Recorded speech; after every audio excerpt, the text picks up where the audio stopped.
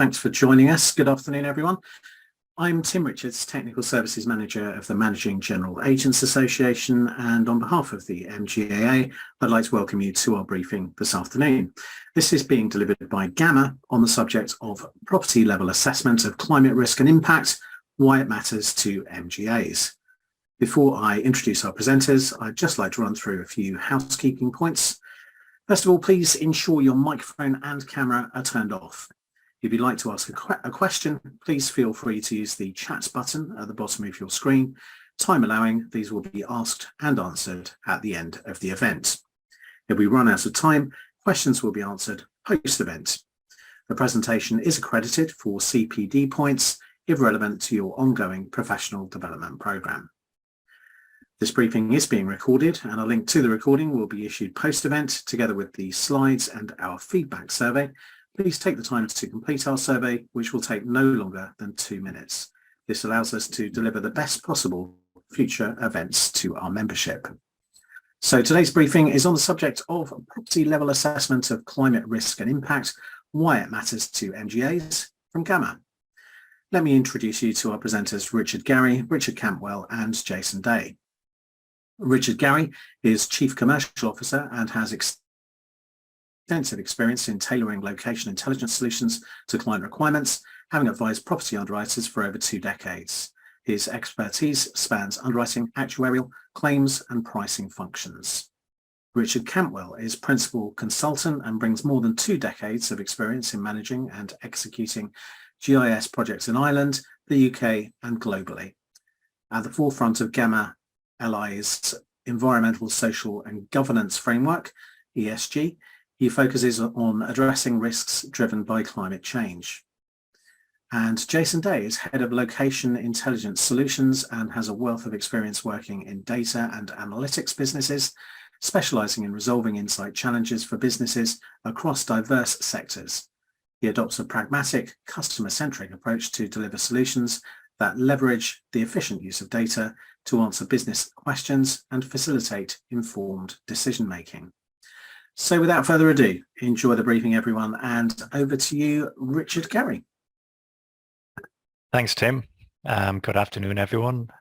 Today, Gamma Location Intelligence, Gamma, which we probably refer to as both throughout here, would like to bring you up to speed on what's happening in relation to property level assessment of climate risk, the potential impacts and why it matters to MGAs. So I suppose before we start, I'd probably just give you just a brief overview of Gamma and what we do. So Gamma is a cloud-hosted solutions provider that integrates software, data and services to help our clients reduce risk through location intelligence. Today we're going to obviously talk about climate risk, so we're going to have a poll in a little while, and we just really to find out where people are at this stage in their assessment of climate risk. So if you could answer that as we go through. So Gamma are an established geospatial analytics company. We've been providing insights and solutions since 1993. So we've been around quite a while. We work with some of the biggest brands, as you can see on the right-hand side here, including the likes of Allianz, AXA, Liberty and Zurich and Aviva. And through working in partnership with our clients and data suppliers, we've developed a number of solutions, including Peril APIs and Peril Finder, which is our enterprise-grade mapping solution for underwriters, which allows them to review referrals and high-value properties. As a result, we've developed an enterprise-grade cloud-native platform, which is built to deliver access to the right data at the right time. We focused on making our solutions really user-friendly and working with our clients to develop how they want to see the data and consume it.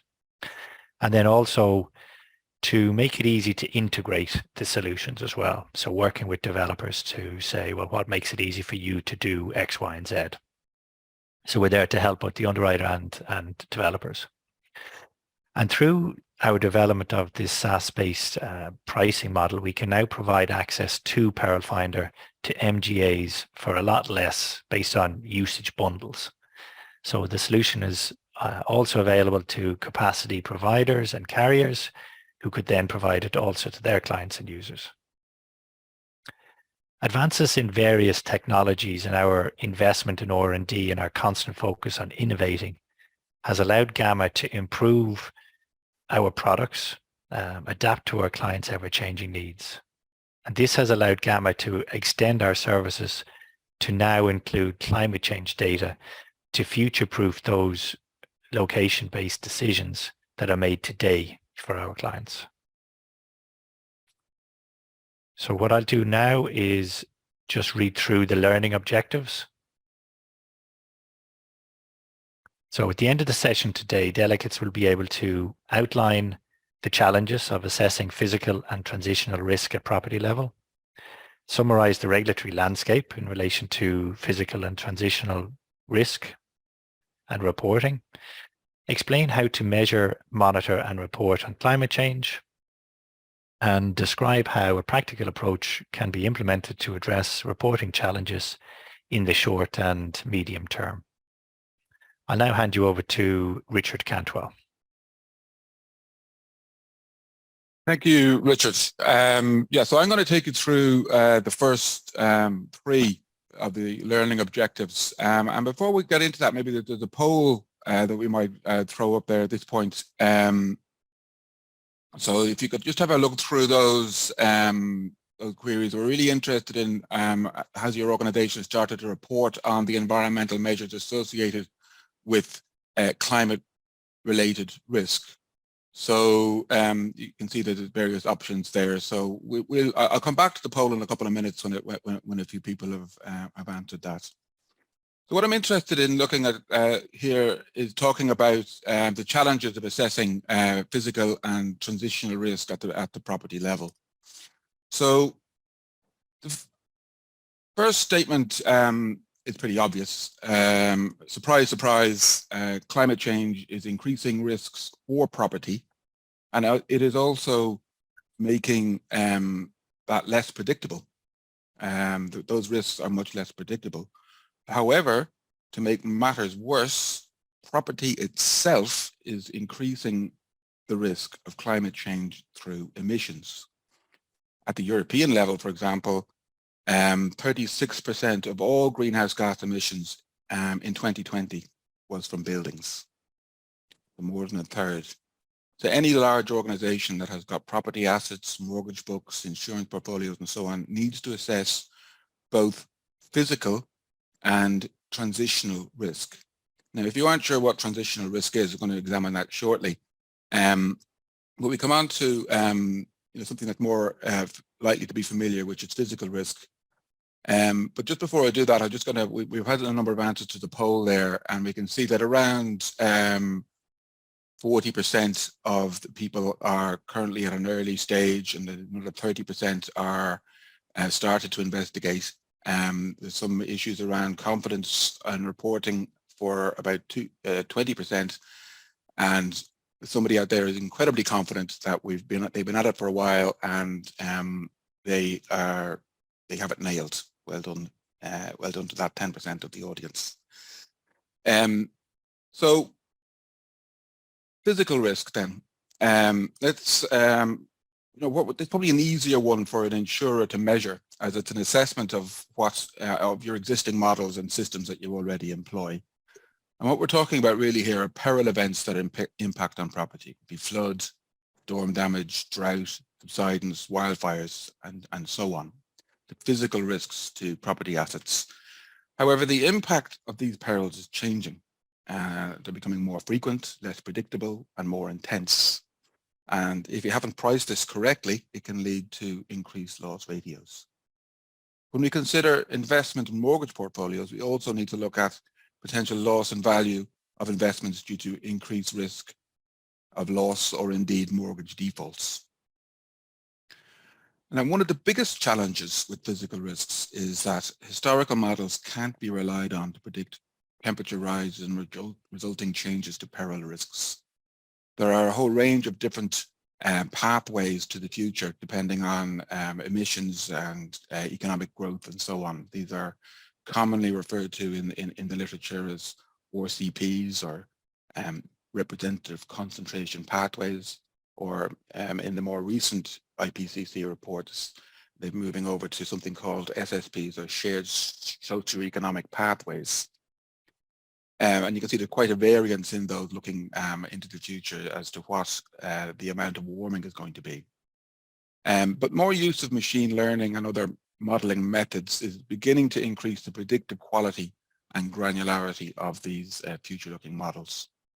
But the bottom line really is that insurers cannot continue to use old models and extrapolate into the future. Simple extrapolation from history into the future is not going to work. So if we look at the climate change and what the IPCC themselves are saying about how it's changing climate risk, you can see that there's these interactive atlases available on the IPCC website. A lot of the changes are related to flooding and subsidence risk.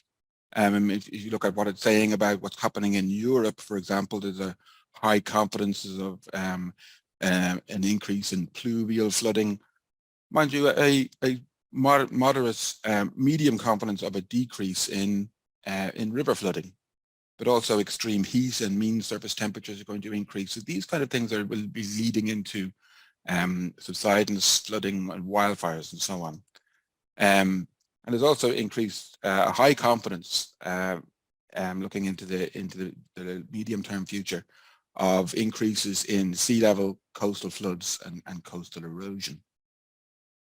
And obviously, these are all going to impact on properties. Now, looking at flood in particular, if you're not familiar with how floods can impact on property, four main considerations, there are others, include duration of the event. So the longer a flood waters are at a property, and the more time the water has to soak into structural elements of building, causing damage. Looking at flood depth, the deeper the flood, the more damage there is. Once you go above about a meter of water, you begin to look at structural damage due to increased pressure on walls and windows, and that can require long-term displacement of the occupants while those that damage is remediated. The water type, salt water, is obviously more damaging than river water and can result in corrosion, so that's something to take into account when you're dealing with coastal flooding. And obviously then just the property type itself. A single-story building or ground floor properties are likely to see greater proportional damage than other building types. And then how does that impact on insurance? Well, if you look at typical payouts from the storms in 2020, the two of the named storms there, Kira and Dennis over Great Britain, over 32,000 was the average claim for residential properties and £57,000 for commercial properties. And currently about 5.7% of properties in Great Britain are at risk of flooding. And recent research has shown that climate change is likely to increase, or could increase this by over 50% by the year 2050. So that's significant. That is under a very high emission scenario. That may that number may come down if we do meet emissions targets, but it is a severe increase. There's also issues around cover availability. Insurance companies used to have very broad definitions of flood risk, which was used to limit cover availability, but with improved accuracy, granularity of flood risk models and addressed geocoding, this has been refined and will continue to be refined into the future. Models improve and increased accuracy of data. But looking at the data, what does it look like for end users or for people who work at the coalface with this? This is an example of an area, and what we're showing is the extent of a predicted flood that has a 75-year return period. And what that means is that in any given year, there's a 1.3% chance of that area being flooded. The darker the color, the deeper the flood. And again, this is 1.3% or 75-year return period. If you change that to 1,000 year, or 0.1% chance of happening in any given year, you can see that there's significant change. The key thing is that the less probable flood covers a larger area and increases flood depths in areas affected by floods at shorter return periods. So obviously risk managers can tailor their risk appetite by varying their acceptance criteria around the flood risk. And again, just some terminology if you're not familiar with these items here, and you're looking at return periods or annual exceedance probabilities are frequently quoted in the materials.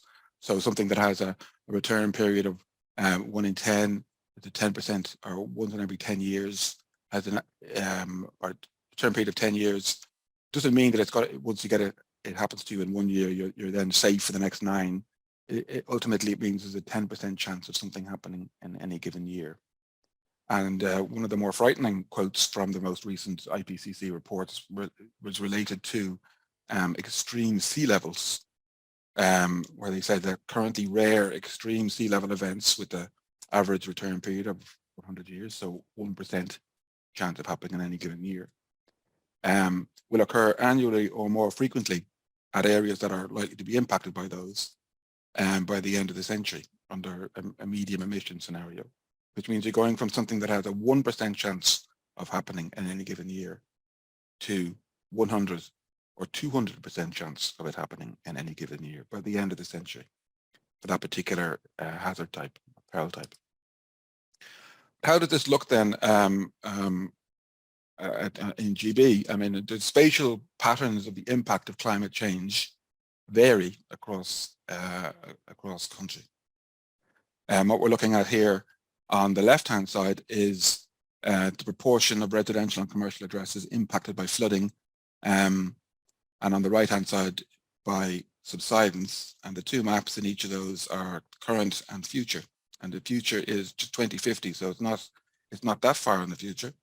It's likely to be within mortgage terms of some mortgages that are being written now. People are taking out 30-year mortgages. It's likely that those mortgages will still be unpaid or haven't been completed by 2050. And we can see when it comes to flooding, for example, that certainly coastal areas are going to see an uplift in the number of properties at risk. The Midlands, Wales, the Central Belt in Scotland, and so on. When it comes to subsidence, again, typically what's happening here is you've got shrink swell. So if you have a very dry summer, the soil shrinks and then it gets wet, it expands very quickly, and then it shrinks the next summer and swells, and with intense rainfall can cause shrink swell subsidence as well. So this is likely to, it's already an impact in certain parts of Great Britain, but it's going to become much more widespread by 2050 in the Midlands, the Southwest, and so on. And again, if you want more detail on this particular analysis, there is a white paper available on our GAMA website. So that's physical risk, but when it comes to transition risk, this is perhaps something that's less understood. Because as we transition to a lower carbon economy, there's a whole set of risks, interconnected risks that are come to the fore. And this includes things such as changes to policy and regulations related, for example, with stricter emission standards, renewable energy targets, and so on. And the risk there is that if you don't meet those, well, you're open to fines and penalties. And there could be technological risks, so that companies that require or enable high carbon usage in the technological sense, they face being made obsolete as greener alternatives come onto the market. And talking of the market risks themselves are also a significant transitional risk, because changing customer and investor preferences and sentiment can lead to lower demand, reduced revenues and profits if you don't transition over to a low carbon.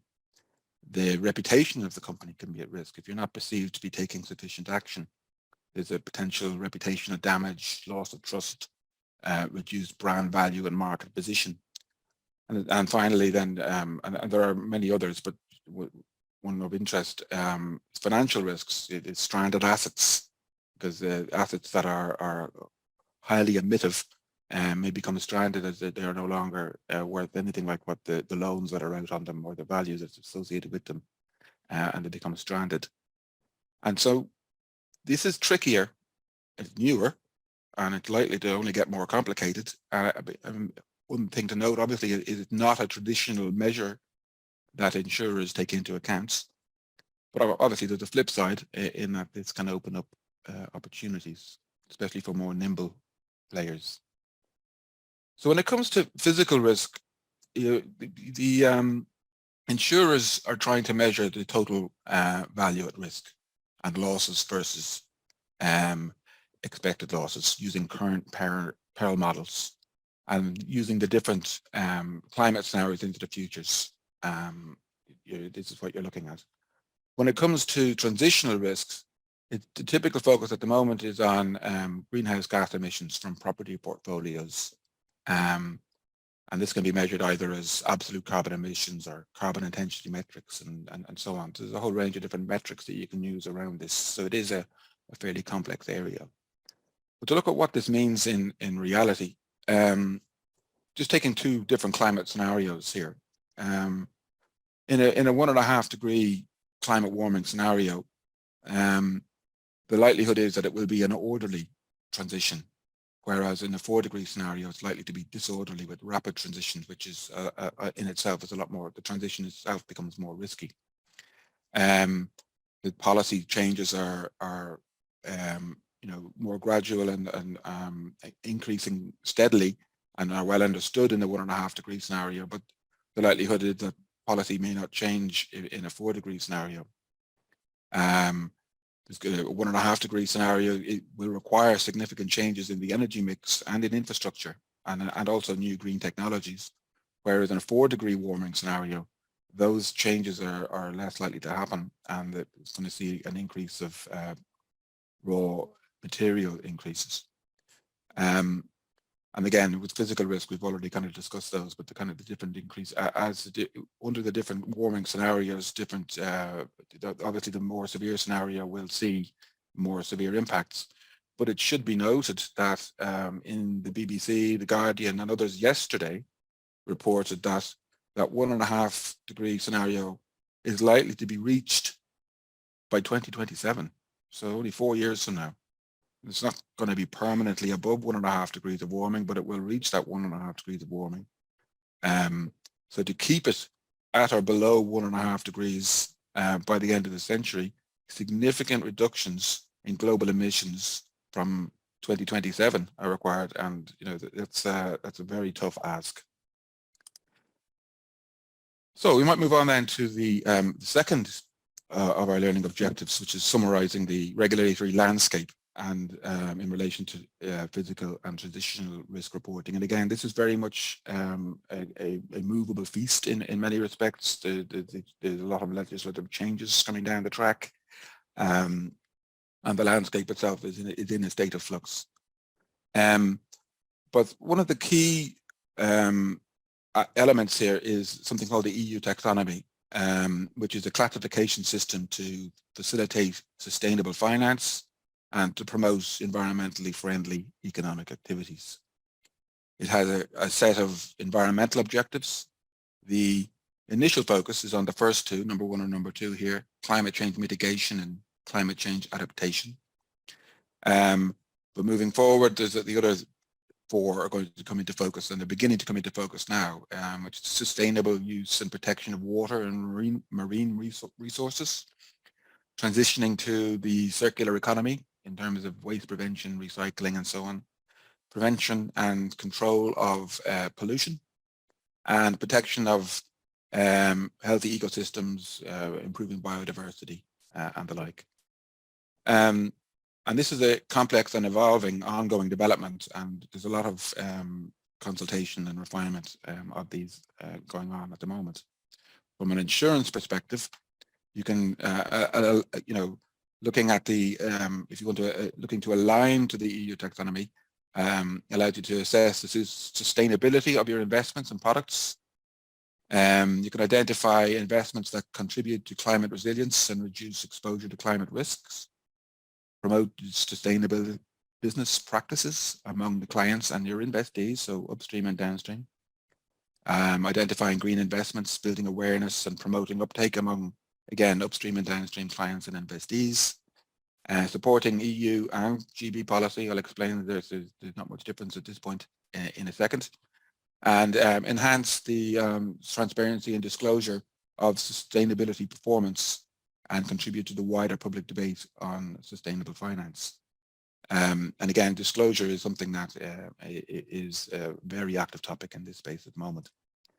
Just looking at one particular aspect, again, just looking at property, there are a whole set of targets and screening criteria for either the construction of new buildings, renovating existing buildings, or acquiring and owning buildings. So for example, any new buildings that are deemed to be taxonomy compliant need to have primary energy demand that is at least 10% lower than nearly zero energy building requirements. And you have to have the energy performance certificates completed. And if you're greater than 5,000 square meters, there's a whole range of different things that need to be taken into account. Life cycle, global warming potential calculated, testing after construction, and disclosures required as well for clients. If you have an existing building, they need to be, the primary energy demand needs to be reduced by at least 30%. So what we're seeing is there's a massive requirement, certainly on governments, but also on asset managers to invest heavily in retrofitting of these buildings. Again, the consultation is ongoing on some of these. There may be some small changes around the edge, but just a note on Brexit, everybody's favorite topic. The taxonomy was on shores as part of the point of Brexit, so it applies in the UK. The UK regulations were expected to mirror the EU's to a significant extent. However, this is reliant on legislation, and obviously there's been some legislative hold-ups, shall we say, across a lot of legislative requirements in GB at the moment. So the timeline has proved to be a little bit optimistic on that. But again, it's a moving space. But what we're seeing in the EU taxonomy is incredibly likely to be mirrored, if not even improved upon, by British legislation. Now, looking at defining the standards in measurements, there's a whole range of partnerships, task forces, groupings, and so on that are tackling the challenge to standardize, define the approach to measure climate-related impacts. And we've looked into a number of these ourselves and looked at what other people are using. What we found is, the task force on climate-related financial disclosure is very good. Task force on nature-related financial disclosures and so on. Looking at what other organizations out there are doing. One that we found particularly useful is the PCAF, or the Partnership for Carbon Accounting Financials. And they have produced a number of reports. The first one is on financed emissions, guidance and methods for measuring and disclosing greenhouse gas emissions for various asset classes. Facilitated emissions, which is due spring 2023. But according to these guides, it's still spring 2023 because it hasn't been released yet. Checked this morning, it's still not there. So hopefully it'll be out in the next couple of weeks. But this is around facilitated emissions, this is part B.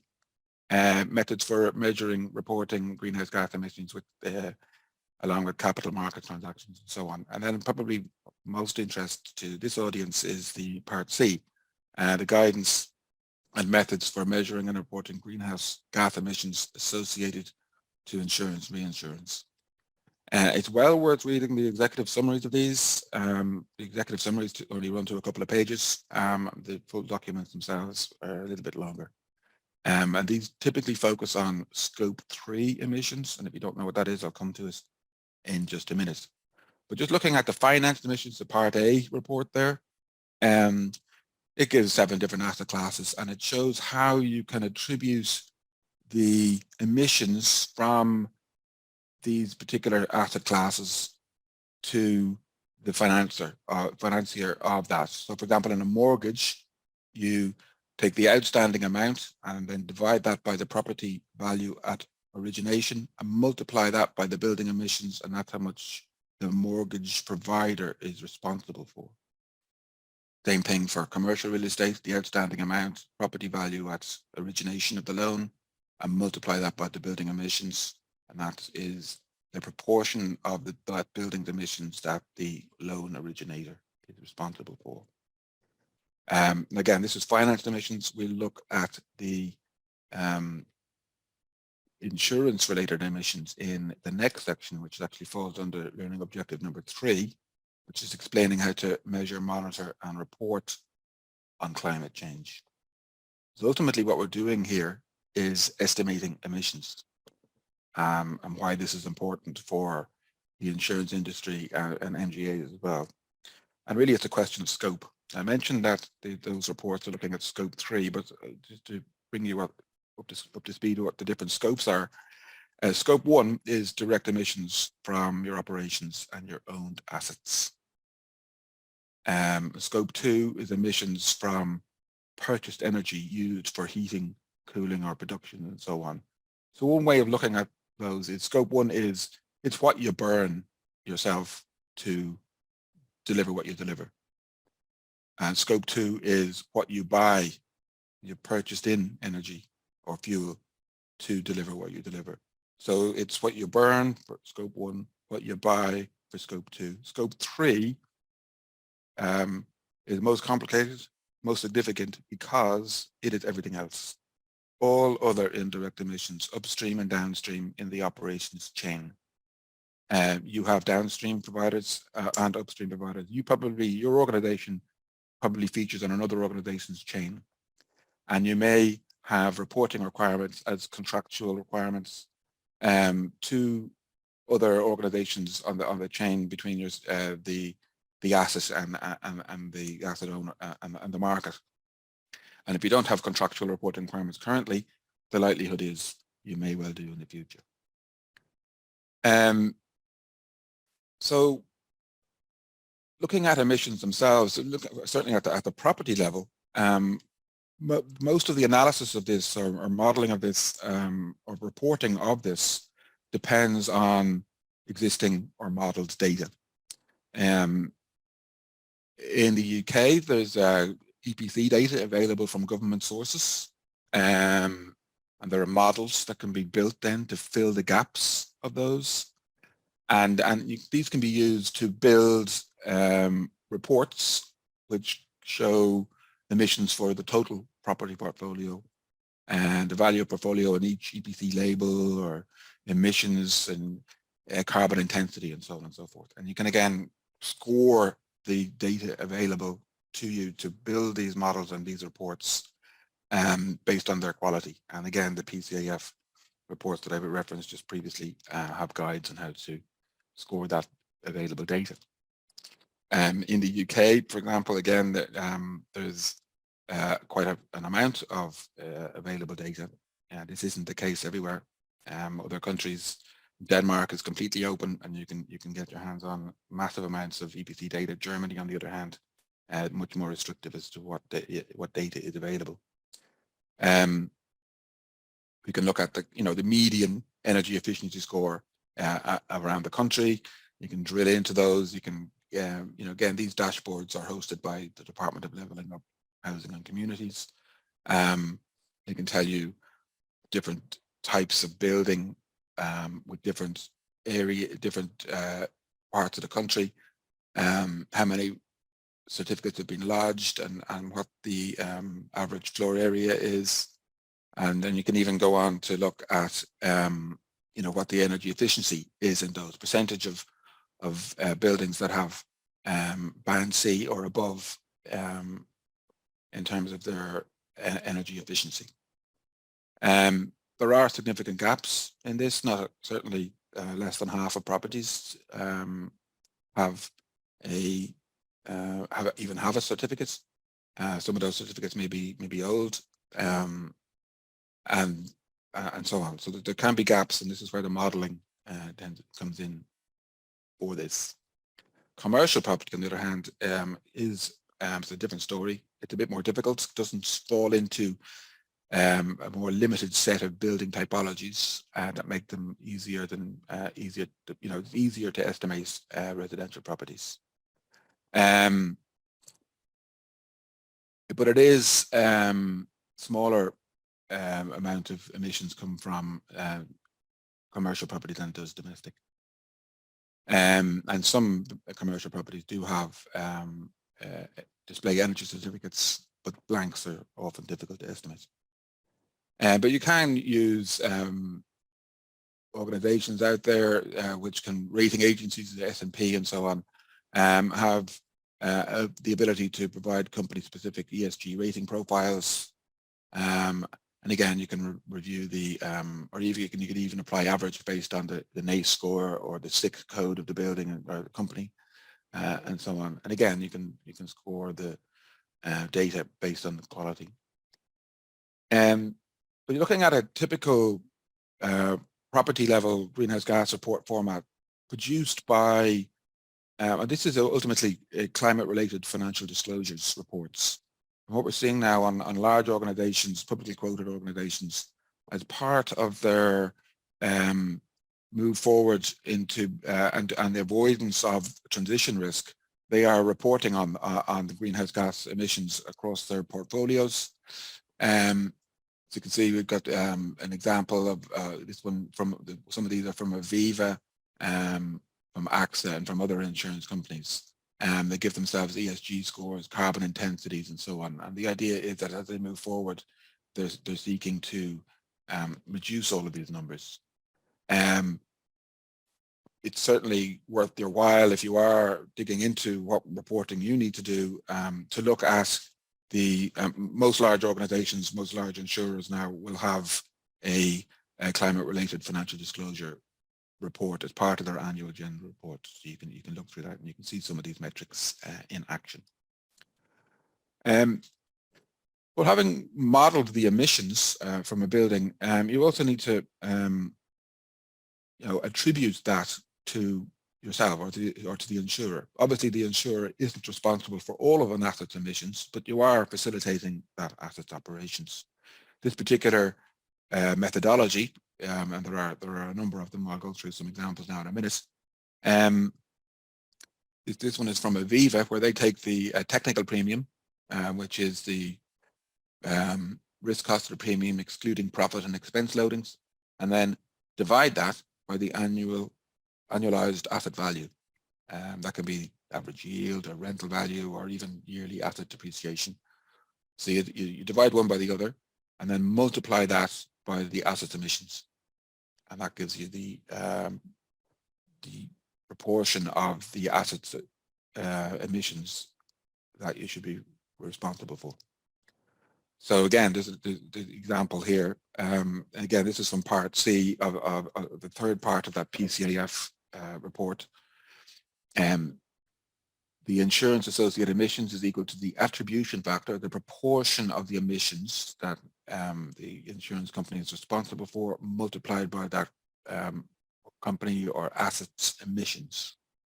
Okay, to work through an example. Again, this is again from that same report, but ultimately, I'll work to there's a lot of text on there, but ultimately what we're looking at is a company that has an enterprise value including cash, EBIC, of say $900 million. It has an annual revenue of $300 million. How much, if you are an investor, it's a financed emission. If you invest $1 million into that company, how much of the company's emissions are you responsible for? Because the company total emissions, certainly under scope 1 and 2, is 20,000 tons of carbon dioxide equivalent. So the equity investment, the financed emissions, you're investing $1 million into the company. Our insured emissions, the premium earned by the insurer is $1 million, the same $1 million. So you've invested, an investor on the financed emission side is investing $1 million, or the insurer is earning a total premium of $1 million from that company. And the way that's worked out is In the finance, you divide the investment value by the enterprise value and multiply by the emissions. So you take the 1 million investment, divide it by the 900 million enterprise value, and multiply that by the 20,000 tons. And that gives you 22 tons of carbon dioxide equivalent. On the other side, the insurance associated emissions, the same quantum of money here, the revenue is 1 million. Sorry, the premium is 1 million, but this time it's actually being divided off the revenue and multiplied by the company's emissions. So you can see, even when the numerators remain constant, which is unlikely, the reporting of insurance associated emissions is, significantly higher than the financed emissions. So it's something to be aware of. So to sum up, first three learning objectives, there's a set of challenges that we're facing here. And this is a lack of data, particularly at asset level or for business entities. There is GDPR conflict. There's a lack of emissions data at property level in many locations across Europe and globally. The EPCs tend to be based on average use only for certain activities, heating, ventilation, and lighting. But there's lots of assumptions in there. It's not standardized globally or even available in many countries.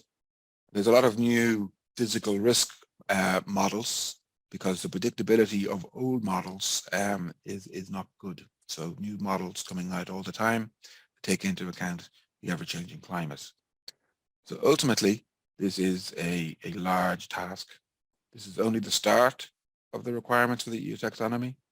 Climate change mitigation and adaptation are currently being worked on, are being required. But next up is water quality, air pollution, biodiversity, circular economy, and so on. And so there's a reporting requirements that are only going to grow. And it can be ultimately a little bit frightening indeed if it's your job to collate all of this information. Okay, so that's sums up the first three learning objectives. I'm actually going to hand over to Jason, who's going to take you through the fourth learning objective. So over to you, Jason. Thanks, Richard. That actually ties in quite nicely with the second poll that we just wanted to run just before I jump into the fourth learning objective. Apologies to those of you who said they'd nailed the environmental measurement side of things. I've not put a response in there that says none of the above. We have this sorted. Hopefully you can either choose one or perhaps not participate at all in the poll. Anyway, we'll give you a second or two just to go through that, and then I'll move into the next objective with regards to describing how a practical approach can be implemented to address reporting challenges in the short and medium term. How are we doing, Tim? Cool. Yeah, we got 7 results so far, Jason. I'll give it another few seconds and then. Okie dokie. Well, I'll move on. So, as Richard quite kindly painted the picture around the challenges with regards to reporting upon property-related climate risk issues. I guess it's not necessarily new news, and there's a real dichotomy, and hopefully the poll will prove this, between applying resource and investing funds and balancing these against the challenges that are yet to be mandated in terms of a regulatory landscape.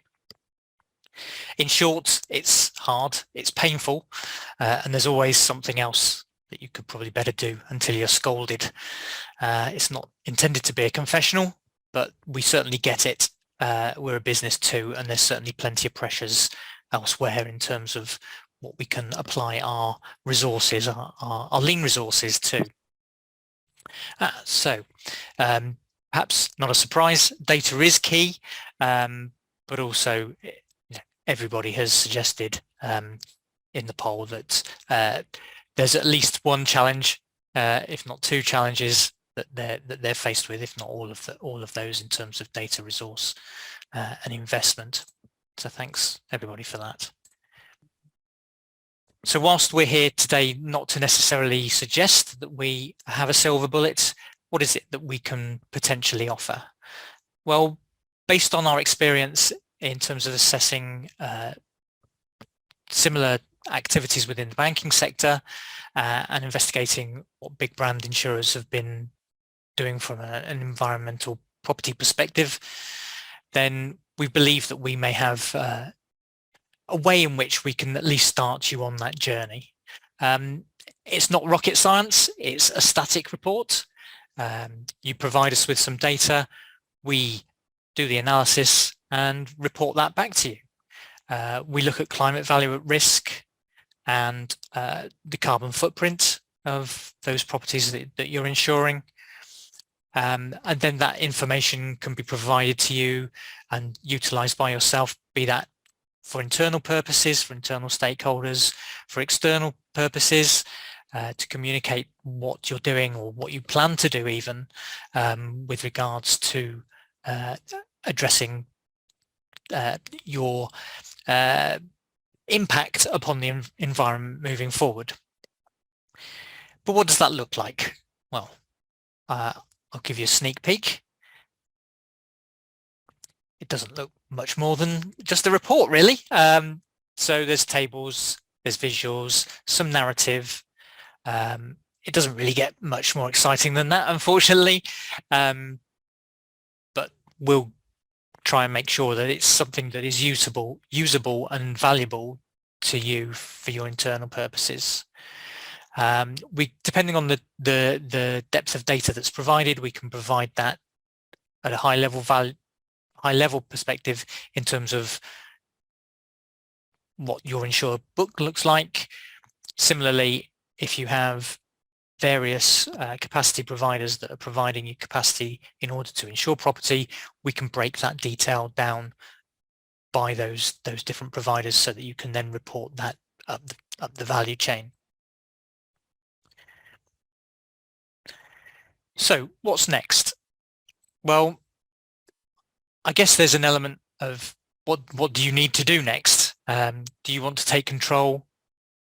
Are you waiting for clarity around legislation or guidance? Do you lead? Do you follow? Or do you simply take a first step? Whilst, of course, we're here today to be able to help you, we would suggest that there's one thing that you should remember, and that is remain flexible. This is an evolving, changing feast, and where if we can help you, then we'll certainly be open to having a conversation in that regard. So that's pretty much it, really. Very simple. Come and talk to us if you need to, if you want to find out more. We're always open to have that conversation. So I believe that's the end of the session, just within time. I'll hand back to Richard Gary, who will just run through those learning objectives again. Thank you. Thanks, Jason. So today, at the end of the session, hopefully everyone has enjoyed it and got through the 4 objectives. So the first one being the ability to outline the challenges of assessing physical and transitional risk at property level, summarising the regulatory landscape in relation to physical and transitional risk reporting, be able to explain how to measure, monitor and report on climate change, and describe how a practical approach can be implemented to address reporting challenges in the short and medium term. So thanks for your time today. I'll hand you back to Tim. I think there might have been 1 or 2 questions. I think I saw them coming in. Yeah, I do have 1 or 2, thanks, Richard. And I think this one's for Richard Campwell. This came in about 10 minutes into your presentation, Richard. And the question is from David Fitzgerald, who asks, why won't historic data work? Yeah, that's a very interesting question, because I think ultimately what we're looking at is the change that we're seeing is, it's not a straight line. Or even a line with an understandable curve, so to speak, on it. There's a lot of kind of the climate change itself and emissions targets and so on are very much a movable feast. And if you're trying to just extrapolate from historical data, you're going to miss a lot of the changes that are happening. But also, there's a lot of new data, and new insights, new models, and so on that it can be brought in and it better inform what's happening currently and into the future. That's it's a combination of new data, new analytics, and also a very rapidly changing space, in which is in the whole of the environment is very rapidly changing space. That's how I would summarize that. Thanks, Richard, and do keep your questions coming. We've got a few minutes to answer them. In the meantime, I have another one here. Is EPC data only available for England and Wales? Yeah, I'll take that one. Yeah, actually, I had that as on one of the slides there. I just showed England and Welsh data. But no, it is actually available for Scotland, Northern Ireland, even Republic of Ireland as well, in a lot of the models that we produce. But the challenge there is that the variables that are collected may not be exactly the same. There's also other issues with just simply, you can't just simply merge the different data sets from the different nations together. There's a fair bit of behind the scenes work to be done on doing that. So yes, it is available for more than just England and Wales. Thanks, Richard. I have another question here. What data would Gamma require from an MGA in order to produce a report? I'll take that one. I did mention the need for data from potential users of the service. Certainly, it's as much as you can potentially provide us. That would all be covered under NDA, obviously, but certainly the address and postcode, the premium value, the sum assured, and the type of residence that's being insured is what would be central from our perspective in order to be able to produce a report. We wouldn't just take it and go away and produce something. We'd liaise with the organisation to understand what it is that they want to see from the resulting analysis. Great, thank you. And last chance, everyone, to get your question in. Just got a couple of minutes. But I have one final question for the moment, which is from a climate value at risk perspective. Is it only floods that Gamma can provide a scenario-based prediction for? I'm happy to take that one again. Sorry, Richard may have, or either Richard may have additional view on that. No, certainly from an initial focus perspective, we focused on flood, but there are other perils and hazards that we can provide that type of detail or analysis on, certainly subsidence, and we're certainly working on wildfire from a modelling perspective as well.